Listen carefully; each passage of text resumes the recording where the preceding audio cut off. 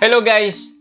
Naka-receive ka na ba ng payout at sobrang laki ng kaltas? Well guys, pag-usapan natin itong withholding tax mula kay Facebook. Kung kayo din po ay YouTuber, meron na din pong withholding tax na binabawas sa ating mga sahod dito sa Facebook, sa YouTube at sa iba pang mga monetized social media channel natin. Kasi kailangan natin mag-submit ng form, which is ito nga po yung related dito sa withholding tax. So, papakita ko lang sa inyo, mabilis lang naman itong video na to. And makikita nyo guys dito, blur ko na lang yung ibang details para makita nyo na may bawas na at hindi kayo masaktan once na makareceive kayo ng sahod. Okay? So, makikita nyo dito sa total payout, ayan, diretso na kagad tayo sa video. Meron sinahod yung isang creator na $2,000.82 US. And ang kanyang withholding tax approximate na sa 30% na po. So, ayan, bawat earnings niya, meron pong less na 30%. So, equivalent po sa $2,000 US, ililess natin yung 30%. Ang sasahurin nilang po niya is $1,400. So, bakit pa nagkaroon ng ganito? So, based po ito sa pagkakaintindi ko, pero kung kayo po ay merong mas malalim na pagkakaintindi related sa withholding tax, please comment down below. Pag-usapan natin yan dyan sa may comment section. So imagine, di ba, kung nag-expect tayo ng malaking sahod, pero hindi tayo nag-expect na may kaltas pala, di ba, medyo masakit talaga yon. Lalong-lalo na kung malaking sahod mo, and then malaki din yung kaltas. Imagine, $600 US. Kung i-convert natin yan into peso, how much din yan? Times 56. 33,000 pesos din yan, guys. Diba? Sa expected sana na sasahurin niya na buo na $2,000 times 56. So, 112,000 pesos dapat yung sahod niya. So, mababawasan yan, guys, ng 33,000 dahil sa withholding tax. So, ito na lang expected or approximate revenue na mare-receive niya sa bangko. $79 US na lang po. So, bali, ganito po ang nangyari. Bali po, nag-check ako ng mga video related sa withholding tax. Yung withholding tax, guys, meron tayong pinipill up niyan once na tayo ay monetize na kay Facebook. So, meron po tayong W8BEN form. Yun po yung tax sa US. So, hindi tayo, guys, masasama or meron kakaltas sa atin, depende sa pag-fill out natin doon. Baka mali yung pagkalagay nyo or hindi tayo naglagay ng TIN number. So, dapat meron tayong TIN number dahil po sa US, no, kung sa US po kayo nakatira at doon kayo nagko-content, automatically po yan, 30% po ang ikakaltas sa inyong mga sahod.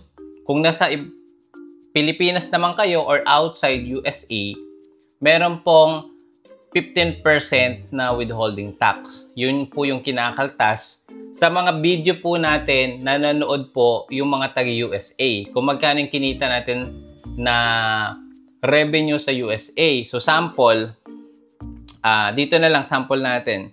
Sa $2,000 US, ang nanood, sabihin natin ang nanood na mga viewers sa ibang bansa, siguro nasa, sabihin natin, 20%. So, less natin yung 20% dito. So, ayan. So, $1,000. So, $400 nga. So, yung revenue, guys, no, na kuha natin sa ibang bansa, kakaltasan po yun ng 30% kung wala tayong nilagay na TIN number doon sa W8BEN form na pinill out natin. Meron namang iba, guys, no, na ang expected nila hindi naman ganun kalaki. So, base din ito dito sa experience ko din. So, ito yung sample. So, makikita nyo, guys, dito, itong isa naman na sample na payout, meron siyang $2,221 US. And wala siyang withholding tax. Ayan o, guys, so, diba? So, 0.37. Ibig sabihin, mostly, na nanonood sa video niya ay mga Pilipino or walang nanonood sa ibang bansa o sa USA. Kasi walang kaltas eh. So, yun yung base sa pagkaintindi ko. But again, hindi ako magaling dito sa tax tawag dito, mga tax form na yan or sa mga tax na yan. Pero kinakaltasan lang po tayo kapag yung video natin ay pinanood sa USA.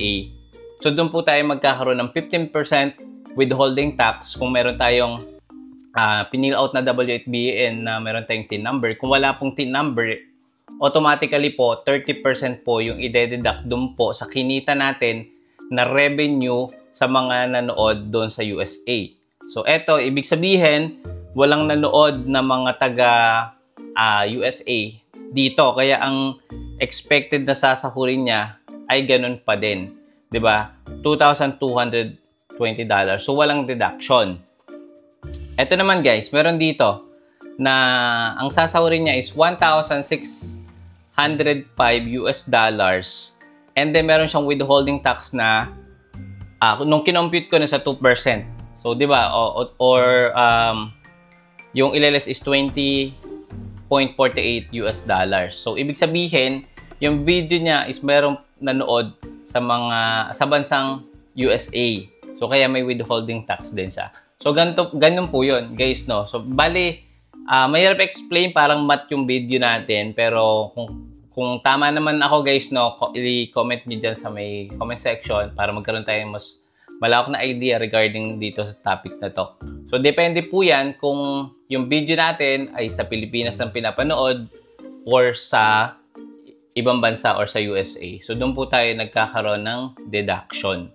So, yun. And kung makikita nyo naman, guys, no, or kung gusto nyo makakuha ng ganitong invoice mula kay Facebook, kailangan nyo maglagay or mag-link ng active email para ipapadala sa inyo, or pwede naman siyang i-download. So, punta tayo, guys, dito sa ating Facebook account. Then, punta tayo sa professional mode. And then, punta tayo dito sa, sa payout. Then, click natin yung transaction. Ayan, so dito guys, meron ditong download na makikita sa may gilid. Ayan guys, oh. Kiklik nyo yung download and then isa-select nyo kung ano yung gusto nyong invoice na ma-download nyo mula dito sa Facebook app. So sample, from the past 3 months, ikiklik nyo lang yan and then mag-a-appear dito yung sahod nyo nung mula May, June, July, and August. Ayan, so makikita nyo dyan. So, downloadable yan. I-click mo lang yung download button sa may ibaba. So, ganun lang kasimple, guys, no? So, sana, guys, nagkaroon kayo ng konting linaw regarding dito sa ating deduction, kung bakit nga ba malaki, kung bakit yung iba wala naman. So, yun po yun, base lang sa pagkaintindi ko. Pero kung merong mga nanonood dito na magaling sa tax, withholding tax information, please comment dyan sa may ibaba para maging aware din po tayo or maintindihan pa natin kung bakit ba yung iba wala, yung iba meron deduction. Yun lang guys, maraming salamat at kung nakatulong to kahit paano itong video na to, please don't forget to subscribe, click the bell icon para pag meron tayong mga bagong video related sa Facebook monetization and other social media earnings, manonotify po kayo kagad. See you again sa next video. Bye-bye!